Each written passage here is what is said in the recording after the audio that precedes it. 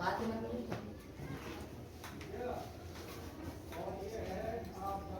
बच्चों आज का हमारा टॉपिक है तुल्यांकी भार, जिसका उपयोग हम करते हैं नॉर्मलता निकालने में। जैसा कि आप बोर्ड पे देख रहे हैं लिखा हुआ है तुल्यांकी भार। इससे पहले हमने जाना था अणुभार। अणुभार देखिए, अणुभार के बारे में दोबारा जानते हैं। अणुभार, अणुभार का मतलब होता है अणु में उपस्थित परमाणुओं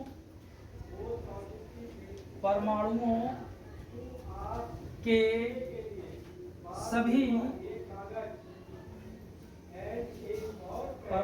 अणु में उपस्थित परमाणुओं के सभी परमाणुओं के परमाणु भारों का योग, परमाणु भारों का योग, अणुभार। इसको हम फार्मूला भार भी कहते हैं, सूत्र भार भी कहते हैं। तो क्योंकि हम जब तुल्यांकी भार निकालते हैं तो हमें उसमें अणुभार की आवश्यकता पड़ती है। यहाँ पर दो चीजों की हमें जरूरत पड़ेगी, एक तो अणुभार की जरूरत पड़ेगी और दूसरा जो अम्ल होगा या क्षार होगा या लवण होगा उसमें उसकी अम्लता, क्षारकता या प्रतिस्थापित हाइड्रोजन प्लस आयन या हाइड्रोक्सिल माइनस आयनों की संख्या कितनी है। जैसे मैं एग्जाम्पल लेके समझाता हूँ। देखिए जैसे हमारे पास लिखा है H2SO4, एक लिखा है हमारे पास HCl, एक लिखा है हमारे पास NaOH।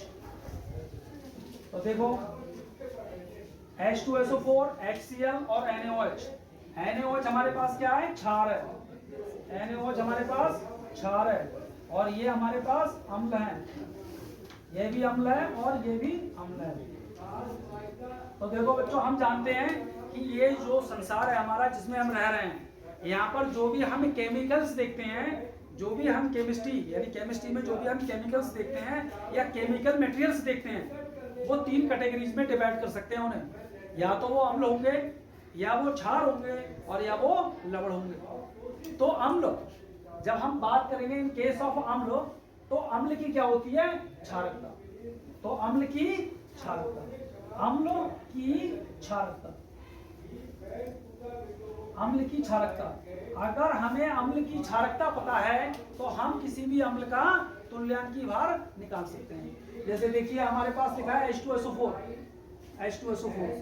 ये अम्ल है और ये H2SO4 जो अम्ल है ये बहुत ही स्ट्रॉन्ग अम्ल होता है, बहुत ही प्रबल अम्ल होता है। इसको हम तेजाब भी कहते हैं। तो यहाँ पर देखने पे हमें पता चल रहा है कि इसके पास कितने H प्लस आयन है। देखो अगर हम इसको डिजॉल्व करेंगे, जैसे देखिए H2SO4, अगर हम इसको डिजॉल्व करते हैं इस तरीके से ऐसे, तो यहाँ पर हमें मिलेगा 2H प्लस और प्लस SO4 माइनस माइनस, देख रहा है। तो यहाँ पर ये जो 2H प्लस है ये क्या है? इनको हम कहते हैं हाइड्रोजन आयन। कोई भी अम्ल तभी अम्ल कहलाता है जब उसके जलीय विलयन बनाने में उसमें हाइड्रोजन प्लस आयन उपस्थित होते हैं।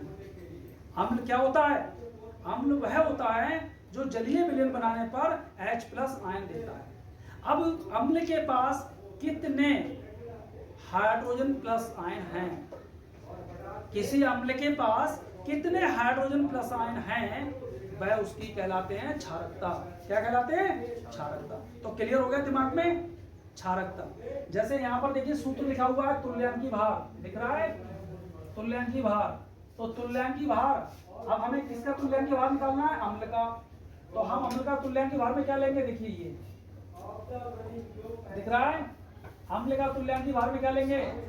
तुल्यांकी भार यानी अम्ल का तुल्यांकी भार में दोबारा लिख देता हूं। यहाँ पर देखिए अम्ल का तुल्यांकी भार, अम्ल का तुल्यांकी भार, अम्ल का तुल्यांकी भार क्या होगा? बराबर अम्ल का अणुभार, अम्ल का अणु भार, अम्ल का अणु भार बटे अम्ल की क्षारकता, अम्ल की क्षारकता, अम्ल की क्षारकता। देखिए क्लियर हुआ। तुल्यांकी भार, हमारी बात हो रही है तुल्यांकी भार की, जो हमारा टॉपिक है आज तुल्यांकी भार। तो अम्ल का तुल्यांकी भार निकालने के लिए हमें क्या करना पड़ेगा, अम्ल का अणु भार बटे अम्ल की क्षारकता। क्षारकता समझ में आई कि किसी भी अम्ल के पास कितने हाइड्रोजन प्लस आयन हैं वो क्या दिखाते हैं, अम्ल की क्षारकता।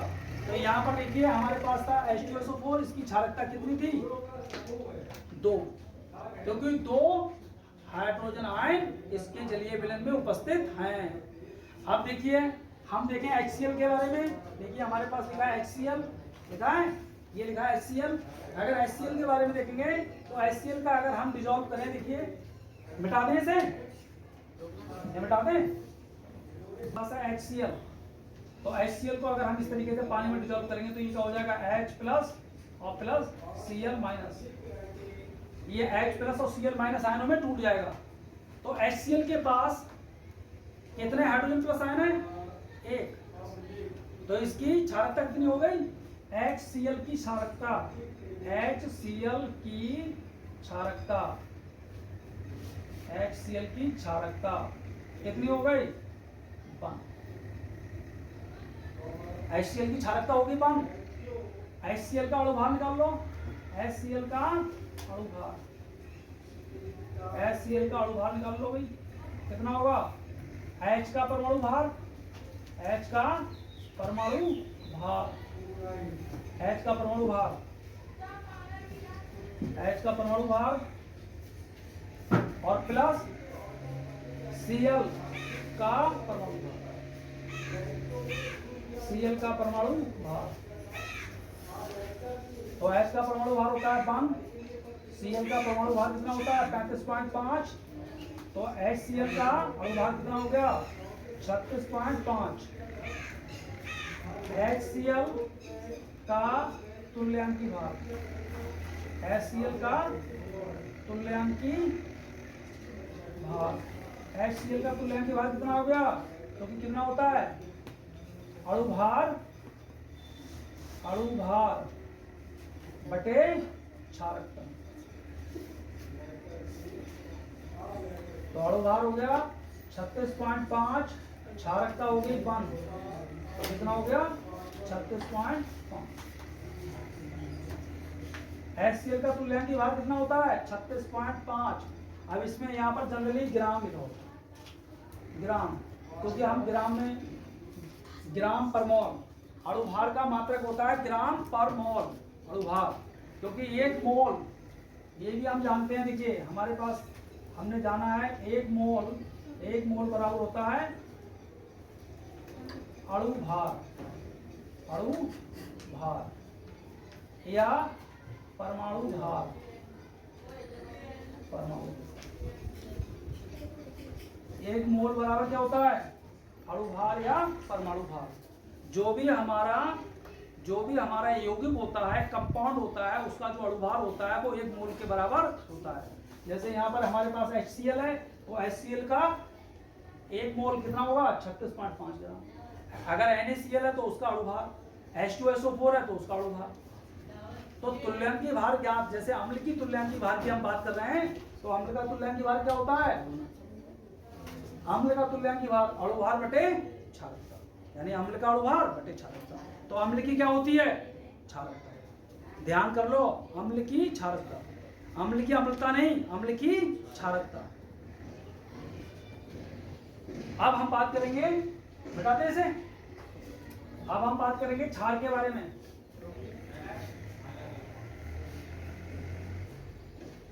क्षार, क्षार जिसे क्या कहते हैं हम, बेस। अब मान लो हमें बेस की तुल्यांकी भार में किसका निकालना है, हमें तुल्यांकी भार किसका निकालना है, क्षार का निकालना है। क्षार को क्या बोलते हैं, बेस, बेस का निकालना है, बेस का। तो बेस का तुल्यांकी भार क्या होगा, क्षार या बेस का तुल्यांकी भार, तुल्यांकी भार बराबर क्या आएगा? क्षार या बेस का तुल्यांकी भार क्या आएगा?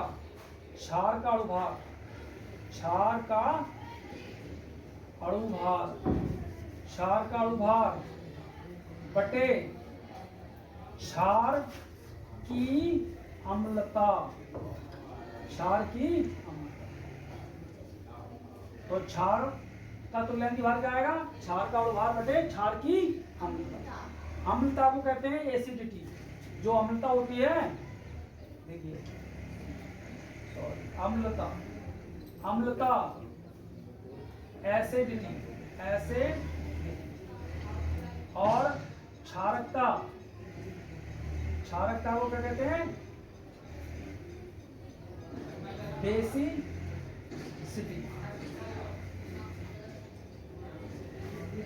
तुल्यांकी भार को क्या कहते हैं? Equivalent weight. तो अगर हमें क्षार का निकालना है तो क्षार का अणुभार, जैसे मान लो एग्जाम्पल लेते हैं NaOH का निकालना है, NaOH, तो NaOH का तुल्यांकी भार ज्ञात करो। NaOH का तुल्यांकी भार बताओ। NaOH का तुल्यांकी भार बताओ। तो NaOH का अणुभार चाहिए हमें। सबसे पहले क्या लिखेंगे? NaOH का अणुभार, NaOH का अणुभार क्या होगा? Na का परमाणु भार, Na का परमाणु भार, Na का परमाणु भार प्लस Cl का परमाणु भार, सॉरी ऑक्सीजन का परमाणु भार, ऑक्सीजन का परमाणु भार,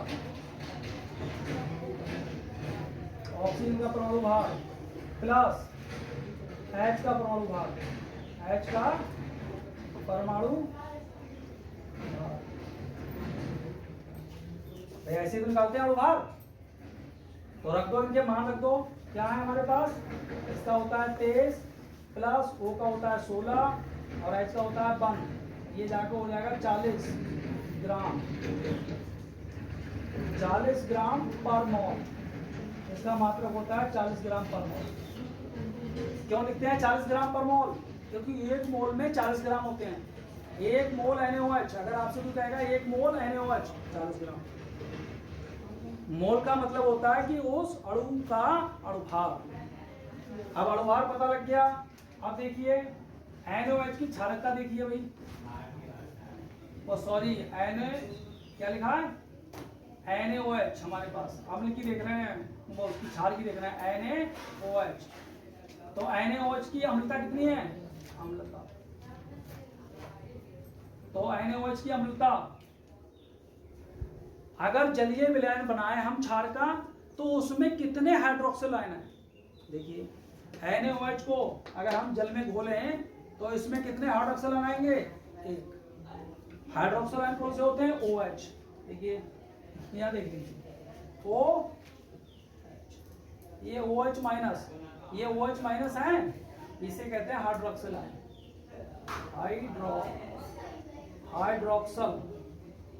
हाइड्रोक्सिल आयन। तो हाइड्रोक्सिल आयन कितने हैं इसमें? NaOH में एक। तो NaOH का अणुभार और NaOH का तुल्यांकी भार समान होता है। तो जलीय विलयन में कितने हाइड्रोक्सिल आयन उपस्थित हैं वो अम्लता दिखाते हैं, कितने H+ आयन हैं वो क्षारकता दिखाते हैं। उल्टा है, उल्टा। बस यहीं पर कंफ्यूजन हो जाता है। जब आपको प्रैक्टिकल देने जाएंगे तो ये टॉपिक पे अगर वो आ गया एग्जामिनर तो वो पूछेगा कि H2SO4 की क्षारकता बताओ, तो तुम सोचोगे अम्ल की बात कर रहा है और क्षारकता पूछ रहा है। तो अम्ल की क्षारकता होती है और क्षार की अम्लता होती है, ठीक। और लवण के केस में क्या होगा?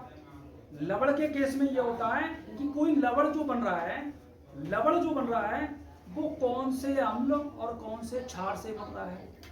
यानी अम्ल और क्षार में क्या होता है, अदला बदली हो जाती है। भाई अम्ल और क्षार की क्रिया होती है, अम्ल और क्षार की क्रिया होती है तो जल और लवण बनता है, जिसको कहते हैं उदासीनीकरण अभिक्रिया। बहुत क्वेश्चन आता है, किस उदासीनीकरण अभिक्रिया के द्वारा कोई क्षार का निर्माण हो रहा है और उसमें कितने हाइड्रोजन आयन और कितने हाइड्रोक्सिल आयन काम में लिए गए हैं, वो उस अम्ल में प्रतिस्थापित हाइड्रोजन या OH अणु की संख्या उससे भाग देंगे तो हमें क्या मिल जाएगा, लवण का तुल्यांकी भार। तो लवण के तुल्यांकी भार में मैंने क्या लिखा था कि H+ आयन या हाइड्रोक्सिल आयन प्रतिस्थापितों की संख्या। जैसे मान लो हमारे पास NaCl बनता है, अब लवण के बारे में देख लीजिए।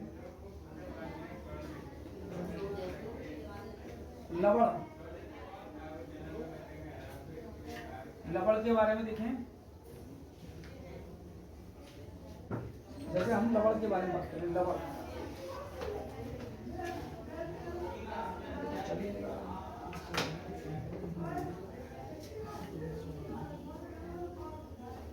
जैसे कोई लवण लें, लवण है हमारे पास NaCl, ये NaCl क्या है हमारे पास, ये लवण है। अब ये NaCl लवण है और लवण कैसे बनते हैं, लवण अम्ल और क्षार, अम्ल और क्षार को मिलाने पर, अम्ल और क्षार को मिलाने पर, अम्ल और क्षार को मिलाने पर लवण बनते, लवण बनते, अम्ल और क्षार को मिलाने पर लवण बनते हैं। और ये क्रिया क्या कहलाती है, अम्ल और क्षार को मिलाते हैं, उदासीनीकरण। देखिए NaCl कैसे बनता है, हम ले लें यहाँ पर HCl प्लस NaOH,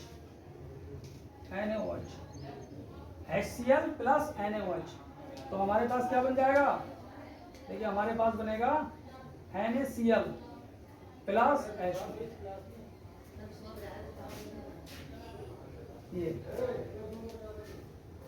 क्या बनेगा हमारे पास, HCl है।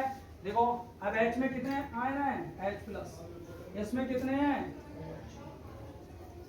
तो H+ आयन, हाइड्रोक्सिल आयन, यहाँ पर भी बन है, यहाँ पर भी बन है। तो NaCl लवण का अगर हम तुल्यांक भार निकालेंगे तो इसके अनुभार को भाग कैसे देंगे, 1 से देंगे, क्योंकि यहाँ पर H+ आयन एक, हाइड्रोक्सिल आयन एक दोनों काम में आए थे और उन्होंने क्या बना दिया था, मिलके जल बना दिया। H+ आयन और OH- आयन मिलके क्या बनाते हैं, जल बनाते हैं। तो उदासीनीकरण अभिक्रिया में क्या बनते हैं, जल और लवण। तो लवण का तुल्यांकी भार निकालने में ये देखना पड़ता है हमें कि कितने H+ आयन प्रतिस्थापित हुए थे, कितने हाइड्रोक्सिल आयन प्रतिस्थापित हुए थे अम्ल के निर्माण के समय, लवण के निर्माण के समय कितने H+ आयन और कितने हाइड्रोक्सिल आयन प्रतिस्थापित हुए थे या काम में आए थे और लवण का निर्माण हुआ था, उनसे हम भाग दे देंगे और तुल्यांकी भार मिल जाएगा। ठीक, तो ये तो था तुल्यांकी भार। अब हम निकालते हैं जब नॉर्मलता, इसका हम अगले वीडियो में आपको बताएंगे कि कैसे हम नॉर्मलता निकालते हैं। तब तक के लिए जय।